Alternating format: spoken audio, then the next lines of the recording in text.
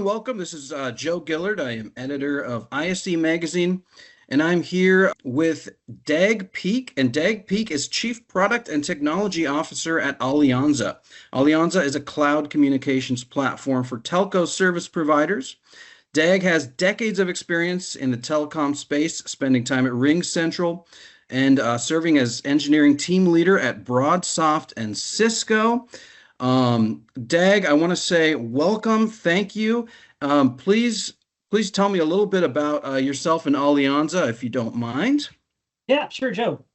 Great to be here. So, yeah, I'm CPTO, and for your listeners who might not be familiar with who Alianza is, we work with communications service providers to modernize and transform the way that they deliver services. And our tagline here is that we're here for service providers to help them regain the right to win in the marketplace, right? And that's a huge part of what we're doing. And oh, by the way, we happen to be acquiring Metaswitch, so that's pretty interesting. And I'll tell you, we've definitely had a pretty amazing 2024, and what we're doing really feels like it's resonating with the market.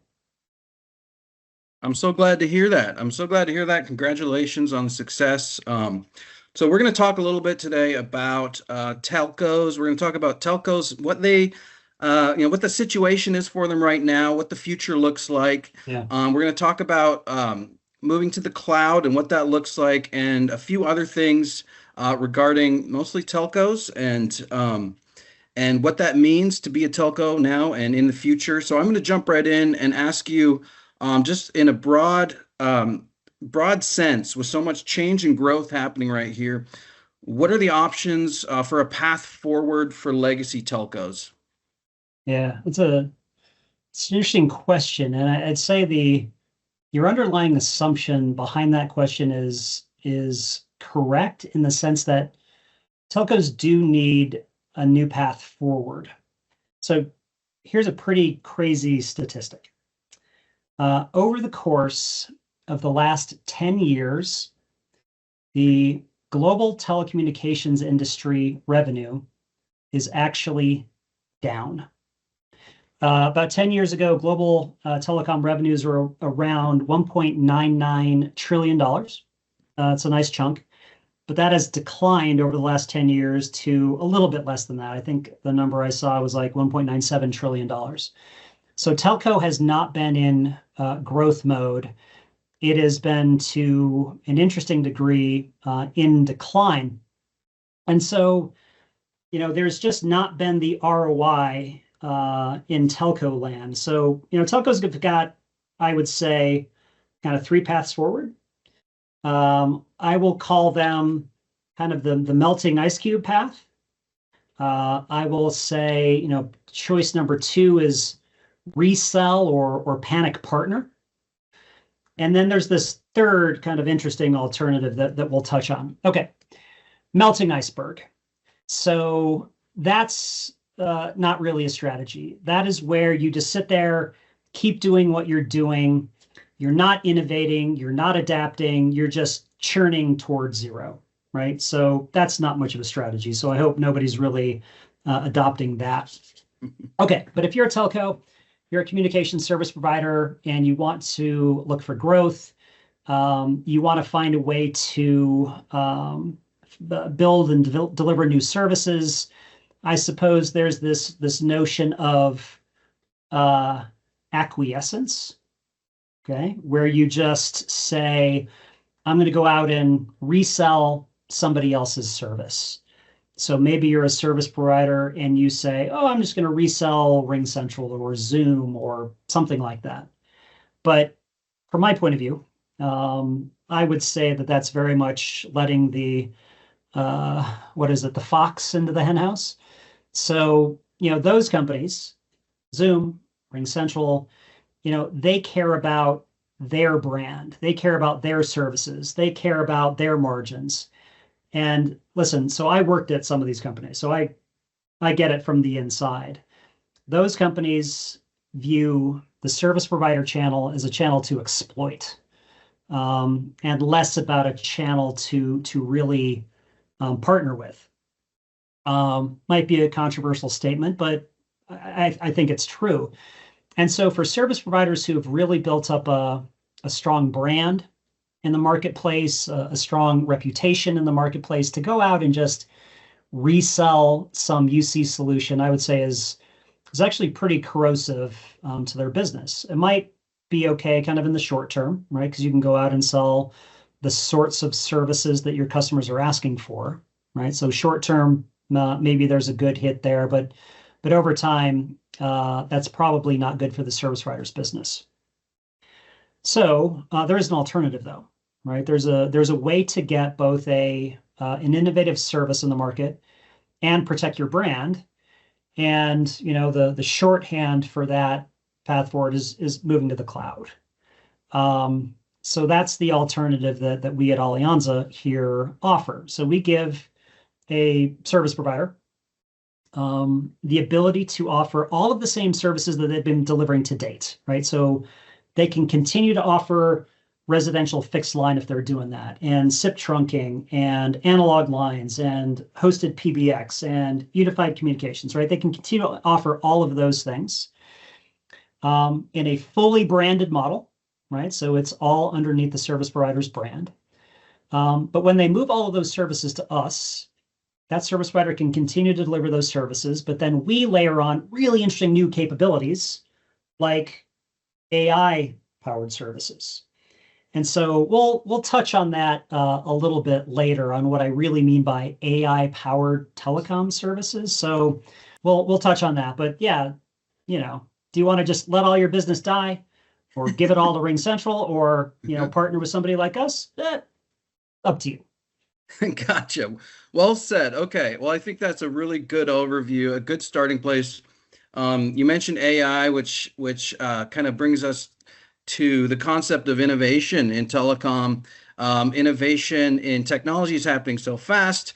Telecommunications is a very, very old industry. So what does it look like now? Yeah. What would you say, what is holding back innovation in telecom? Are there bad habits that are inhibiting that innovation? What can be done about that? Yeah. Yes. Here's what I would say that sits at the absolute core of what is holding back innovation in the telco space. And the fact is that telecommunications service providers are stuck in a rut. They're stuck in a rut. So think about it this way. Service providers have delivered a single kind of fundamental service basically since the dawn of the industry, right? Since the time we strung up wires to do Morse code and Alexander Graham Bell and the first voice switches, the thing that the service providers have been delivering, the service that the service providers have been delivering is basically connectivity. It's connectivity. It's connecting point A to point B, right? It's connecting this line to that line, right? First through a human operator sitting at the switchboard connecting the wires. Then it was, mechanical switches, electromechanical switches, TDM switches, but it was all about connectivity. Now, and mostly about phone calls, right? Because the service providers were originally kind of telephone companies, but it was still just a connection. First, it was over copper, then eventually wireless, and that's when service providers really were just telephone companies. But then we get to the IP age, okay? And service providers started delivering IP connectivity. And that's when they started turning into broadband companies. And, that was a key transition, right? This idea of transitioning from being a telephone company to being an IP connectivity company. Now, here's the question. Has the fundamental service being provided, has it changed? It's still about connectivity, right? Source IP address, destination IP address. Yeah, sure, we're delivering IP packets over that connection, but it's still the connectivity business. Okay. Now here's the rub. Here's the rut that the service providers are stuck in.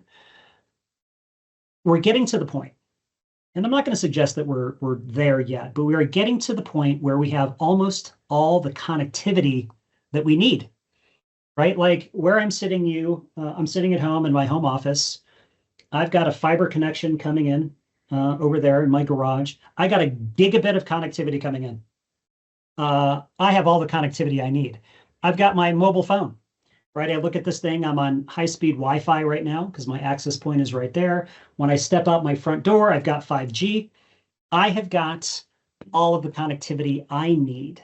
Look at what Elon Musk is doing, right? He keeps sending satellites into space. He's got Starlink. We now have high-speed broadband delivered over the satellite systems almost globally. So on the connectivity front, we are reaching this point of enough connectivity.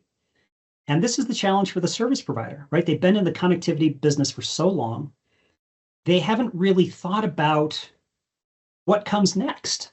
Once everybody's connected, what does the service provider do next? And so I have a hypothesis to answer this question. And it is this notion that what our customers are really looking for now is more value. And even more importantly than that, maybe like better experiences over those connections. Customers now are not really thinking about speeds anymore because speed has kind of been solved. Speed was not solved back in the dial-up days, right? Everything was slow and it was awful. And we got some DSL and things were better. And then we got some cable and things were even better. But now, we're here in the fiber era. And listen, we have connectivity.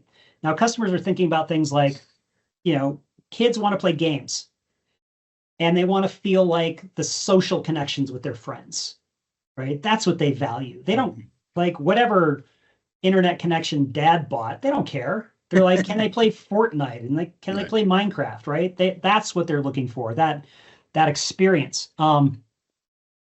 People want to like protect their loved ones from scammers, for example.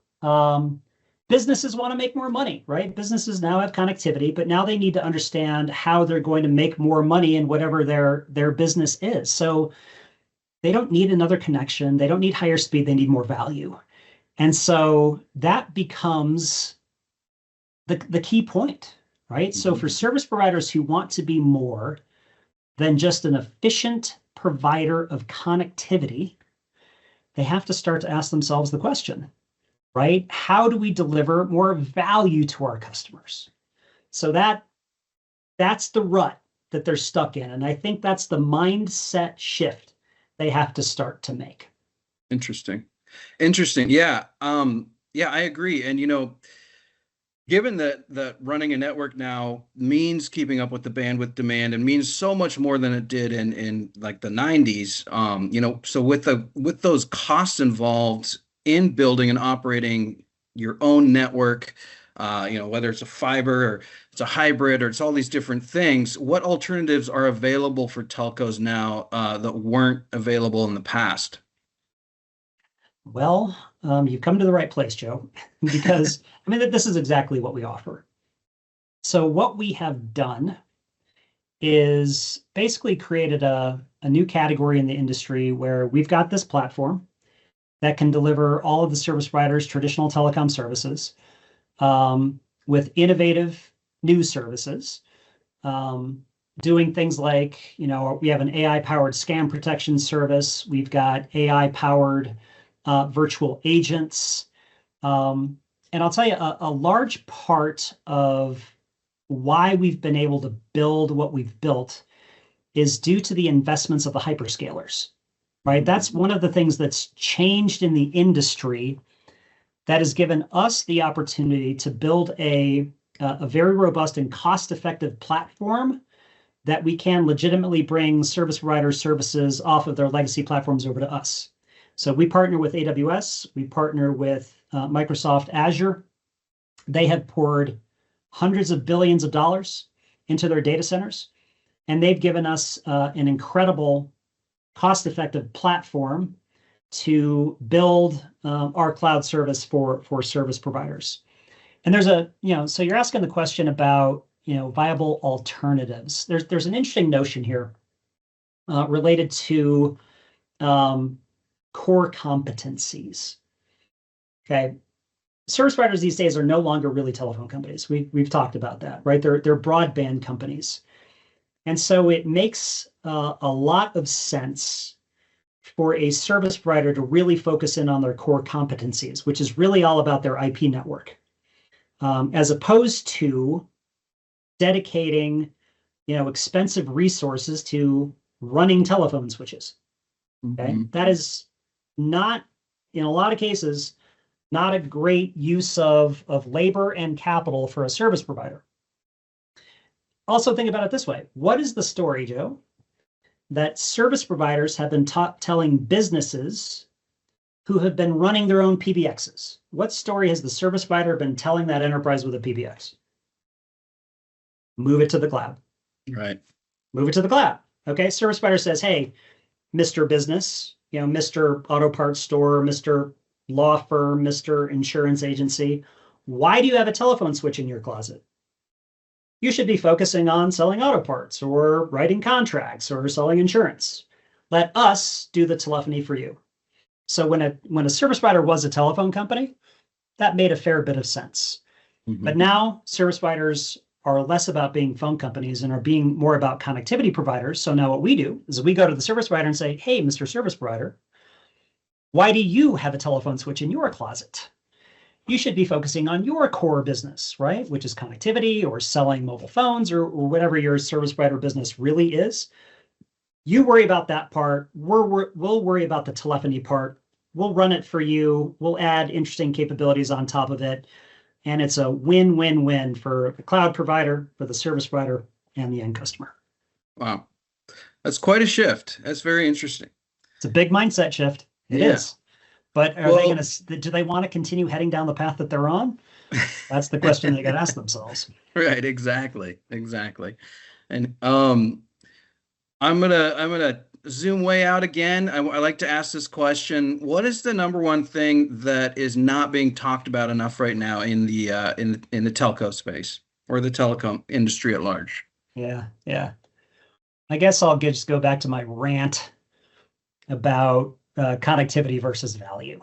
Okay, but I'll put a little different spin on it. So I feel strongly that the service provider community has to shift some of its focus away from delivering connectivity and put some more energy into delivering value. From where I sit, as I look at the industry, you've got the press, you've got the analysts. They're all like super myopically focused on unified communications and very myopically focused on the large enterprise, right? So, all the analysts are wondering what's happening in the world of Teams and Zoom and RingCentral. Tons of attention there. And you think about the sorts of services that the major UC providers provide and their target segment. Their target segment is guys like you and me, right? We are knowledge workers. We sit in front of computers all day, like I'm sitting in front of here. So, we're on Teams right now. So sure, our use case, our market segment, it's important, but it's not the only use case, right? There are plenty of people out there who are not sitting in front of computers all day. What about the flower shop?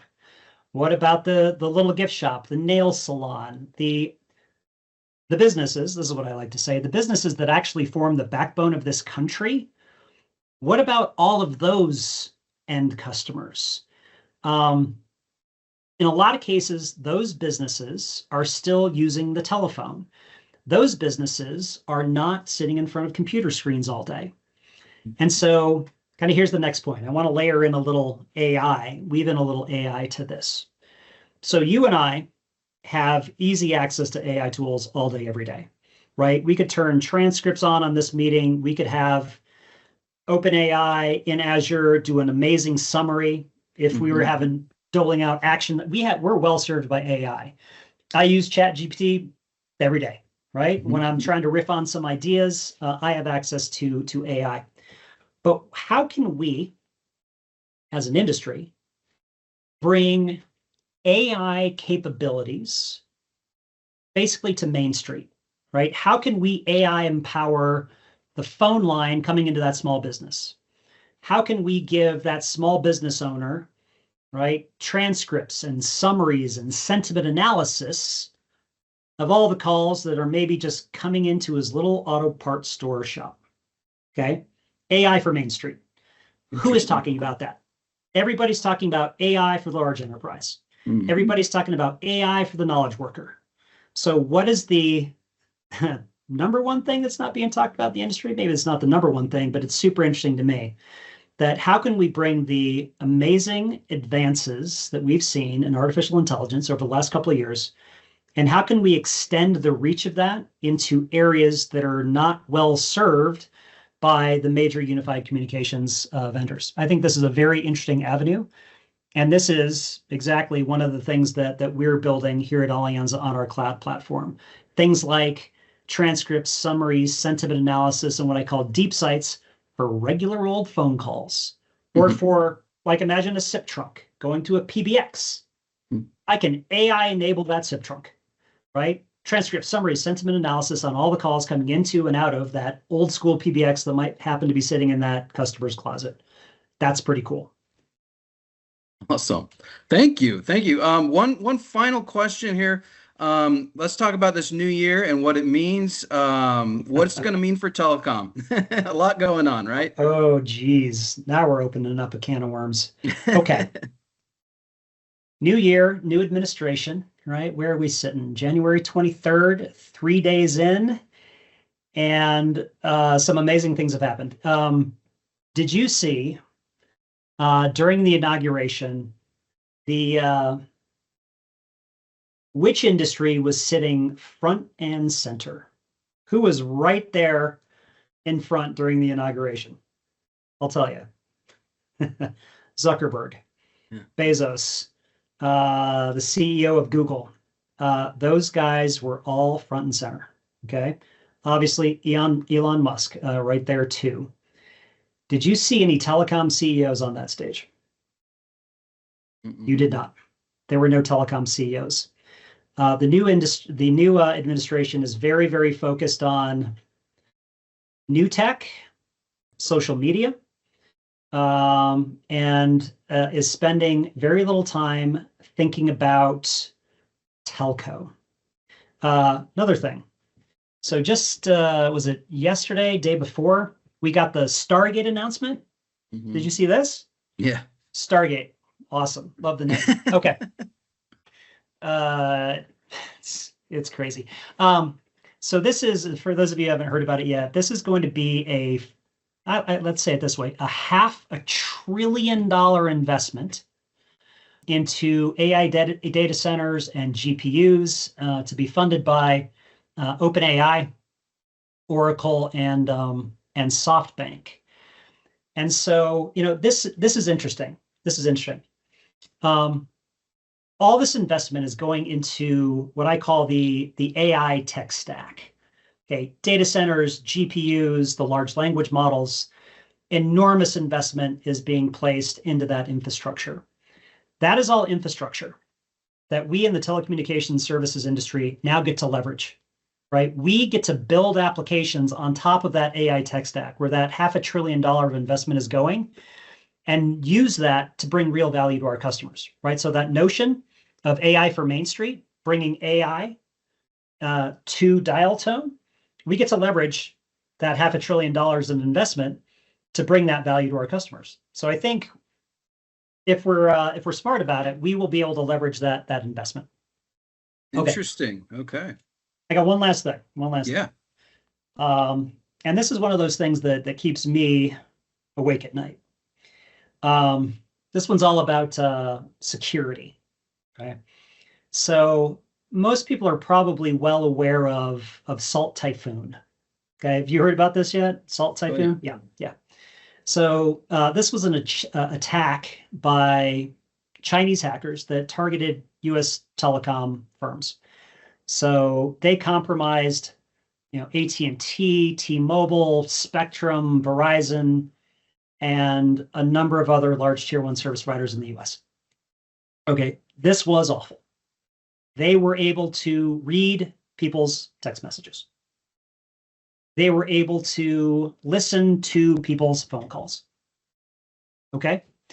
The phones of Donald Trump and JD Vance were targeted specifically. Now, I don't know if, what actually happened there, but they were part of this attack. And it was an absolutely astounding sequence of events for us to get to this place where we've got the bad guys listening in on the calls on our telecom networks. Now,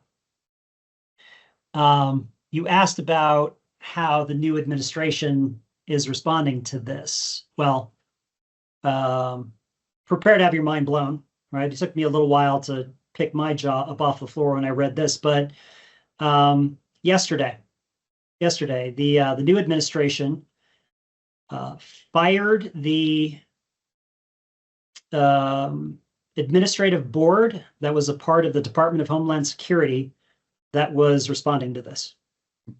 So here we have Salt Typhoon, one of the most aggressive attacks on our telecommunications sector in history. We had a Department of Homeland Security group, coordinating a response to that. And yesterday that group was fired. So I posted about this on LinkedIn today because I need to make sure that everybody is aware of this. So once I got past that shock, right, what it really means to me and what I think it means to every single service provider in the industry is that we, as an industry, need to dramatically ramp up our cybersecurity efforts and defend against what is going to be, right, an ever increasing number of threats against us, right? Right now, it kind of feels like it's open season with the federal government kind of stepping back from helping us out with this. So wild times, wild times. Indeed. Thank you. I think that was a really interesting take and a good summation of some things to be aware of this year. Thank you. And well, we covered a lot, and I just want to give you an opportunity to tell people where they can find you, where they can find Alianza, and get in touch if they want to. Yeah, no, would be great. One of the benefits of having a very strange name is that I'm very easy to find on the internet. So I am Dag Peak, Dagpeak. You type that into LinkedIn, you find me. You type that into Google, you find me. There are no other Dag Peaks in the world. So always happy to connect with people on LinkedIn and have interesting conversations on topics like this. Alianza is www.alianza.com. You can find us there. And if I can just say, can I just say one last thing? Yeah, I always like to finish with this because I've been saying this a lot recently, and it's absolutely true.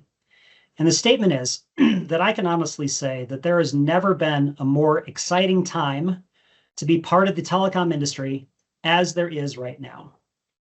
So what we've been talking about has been a lot to do with this notion of, we're moving from this business of providing connections to providing more value.